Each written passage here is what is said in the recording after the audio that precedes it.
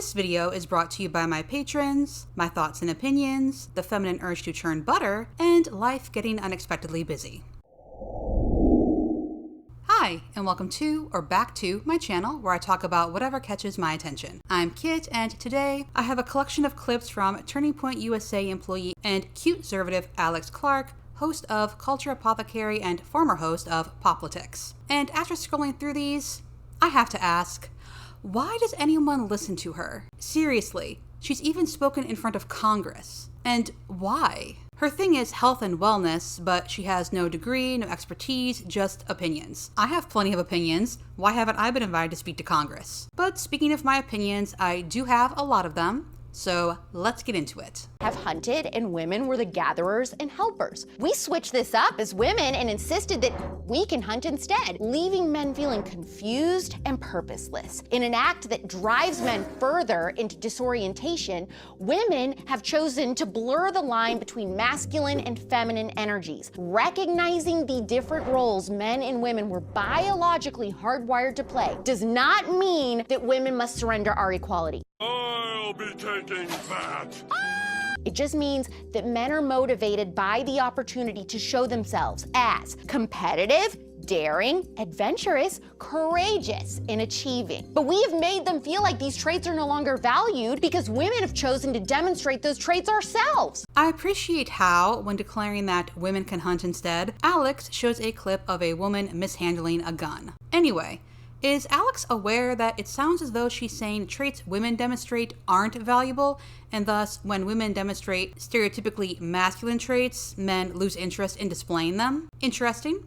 Anyway, setting aside the fact that further research shows that women did indeed hunt, I do find it so interesting how the same people who insist that men are the leaders, men need to lead, men were born to lead, in their next breath, it's women's fault that men are feeling lost because men aren't needed to lead anymore, and now men are at a loss for what to do with their lives because women are just too competent. Is that really the way Alex wants to portray men? As so weak-willed, weak-minded that they need women to step back so they can step up? Moving on, this next clip asks a tough question.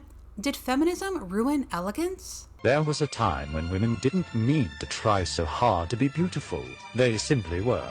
With soft hair, natural grace, and a quiet smile. It wasn't about filters, fillers, or trends. It was about posture, softness, and presence. Her elegance came from how she carried herself, and there was strength in her softness. Feminine didn't mean weak. It meant whole. And beauty wasn't about standing out. It was about standing with poise in her own skin, because true femininity never asks for attention. It earns it in silence.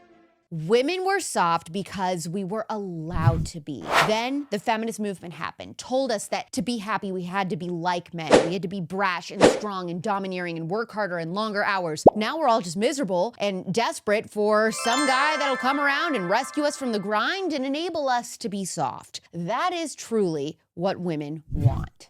Let's take a moment to appreciate how clips from old movies are used to show how naturally beautiful women used to be when they were allowed to be feminine. I wonder how feminine factory girls and farmers' wives were allowed to be.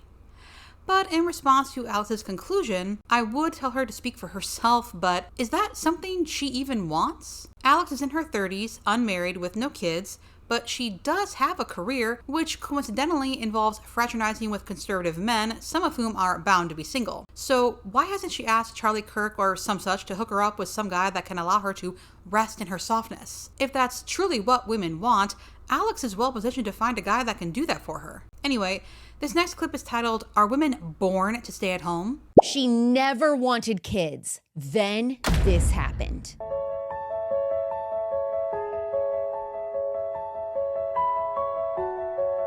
Statistics tell us this will almost always be the case. There was a Gallup poll that found 56% of U.S. mothers with children under 18 would prefer to stay home and care for their family, while 39% of women without children under 18 expressed a similar preference. It's in our nature. For anyone listening, the clip Alex showed was a woman with a baby and the text, "Imagine how much propaganda it took to convince an entire generation of women that this was oppressive," which is really lacking context because, at least in this clip, there's no indicator of what's supposed to be oppressive. Is it the baby? We don't know that she's a stay-at-home mother, but from what Alex goes on to say, I'm guessing she is. But also from what Alex herself says, there are women who want to stay home, so what is the original creator talking about that propaganda convinced women staying home was oppressive? But regardless, no, that doesn't mean women were born to stay home. Women were born to do whatever they want with their lives. And I love how they will have the conversation about whether or not women were born to stay at home, but they won't talk about ways to enable more people to do so. Okay, hear me out. It is a Thursday at 11 a.m. I'm in all Lululemon. I went to the gym this morning. Then I went to pick up my raw milk, went to my favorite coffee shop, got my latte, came to the grocery store, got steaks and ingredients for tonight's dinner because we're hosting. Now I'm going to go drop off some clothes at Alterations, maybe help my husband with accounting and tax stuff, clean the house again because we're hosting, so I'm going to do a deep clean. You do have to find the right man who gives you the option to do this, but imagine how much propaganda it took to convince women that this is oppressive. Is she living the dream, or is she just condescending? For anyone wondering, the original clip is from Savannah Stone, a 19-year-old with a large following on social media and a lot of opinions about marriage. And I have to ask, is wearing all Lululemon some sort of flex? Also, her Instagram bio says feminism's worst nightmare and join the submissive society. How are you going to be feminism's worst nightmare if you're submissive? Or does her husband give her permission to be the worst nightmare? I have to say that doesn't strike fear into my heart. Honestly, I kind of pity her, but I suspect this is some sort of troll thing. Anyway, my vote is for condescending, and I would like to add that if you rely on someone else financially for your dream life, they can also take it away. And yes, you can work a 9-to-5 and be let go, but you'll also have a work history and potentially network that can help you get a new job. Anyway, this next clip asks the question, is Candace Owens a total hypocrite? And yes, but let's hear her out. A clip of Candace Owens is going viral because she's at a public event speaking and advocating for traditional gender roles. People in the comments are calling her contradictory. You know, why are, I'm making up a number here, 90% of the CEOs all men? And he said, why would a woman want to do that? Why would you want to work 80 hours a week? Why would you want to do these things? You make it seem like this is something that's admirable, like you should want to take on this job. And the reality is I very much believe in traditional roles. I think the majority of women are good at traditionally feminine roles. Hence your point about, like, if a guy was like, I just really want to be a nanny for kids, I'm like, I don't like it. I just don't like it. We naturally trust women to the care of children in the same way that we naturally trust men to the care of protecting us, you know, protecting the nation, protecting us when something happens, protecting us if there's a break-in. Can a woman not have a public job at all while being a mother? That is so disingenuous. People aren't calling out Candace for having a job while being a mother. They're calling her out because she travels the country telling other women to stay home while doing the exact opposite herself. Good grief. Also, what is this that we can't trust men to look after kids, but we trust men to protect the country? I need someone to explain this to me. Men looking after kids is sketchy, but men protecting the country, which includes kids, is natural. Hey, can someone pay me a lot of money to say nonsensical stuff in public? So for the last clip, we're going to have a bit of a tone shift. Alex is usually, how to describe, low stakes, surface level, incredulous. But this next one, well, this is a reminder that no matter how chill these conservative influencers might seem, they're really not. Enforce abortion laws, or you might as well keep them legal. Imagine a mother who drowns her 1-year-old baby in the bathtub. Justice demands she be held accountable because our laws protect born children fiercely, as they should. But what about the baby killed just hours before birth? Society shrugs. We claim to be pro-life, but if abortion is illegal on paper and there are no consequences for breaking the law, abortion will never end. You cannot be pro-life in words and pro-death in enforcement. If you pay somebody to kill your born child, you go to jail. If you pay someone to kill your unborn child, you walk free. That is the ultimate double standard. The unborn deserve the same protection as any child from the moment of conception.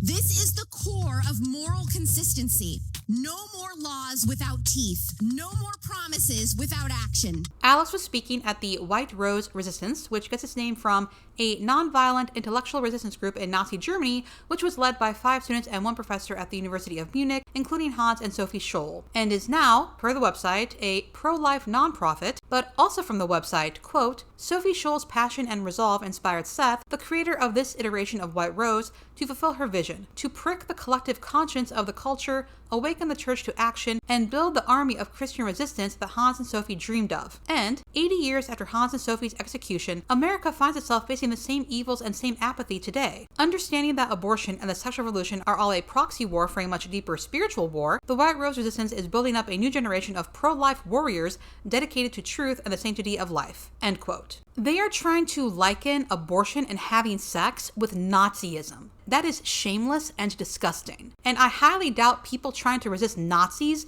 would be on board with this perversion of their mission. As for Alex, no, abortions aren't happening hours before birth, and has she ever considered what it would be like to treat abortion as a crime? You can't tell if a miscarriage was an abortion, and at that, would a miscarriage or stillbirth be a crime? After all, what if something the pregnant person did or didn't do caused it? Would there be weekly check-ins, drug tests, assistance from the government? That's rhetorical. I know in the US we prefer a punitive state, so it would be up to each woman to figure it out, and if something happened, well, sucks for her. Or maybe we could preemptively arrest women who get a positive pregnancy test, just in case. We do have a lot of money for detention centers right now, after all. So with that in mind, how far does this "an unborn child should be protected like a born child" go? Also, what would the punishment be? If they thought that far, they're keeping it offline. So I wanted to comment on this because, well, originally it was going to be a short, light video, but then she posted the White Rose speech and I'm still at a loss for why people listen to her. Though at that, Diabolical Lies did a great episode about the womanosphere, which features Alex Clark, and I highly recommend checking it out. It'll be linked below. Otherwise, we'll have another Alex Clark video next month because despite not seeming to be especially religious and not being married, she is also talking about submission. It is honestly mind-bending how submission has crept into mainstream conversation. And that's it for this video. Thank you so much for watching, and I'll see you in the next one.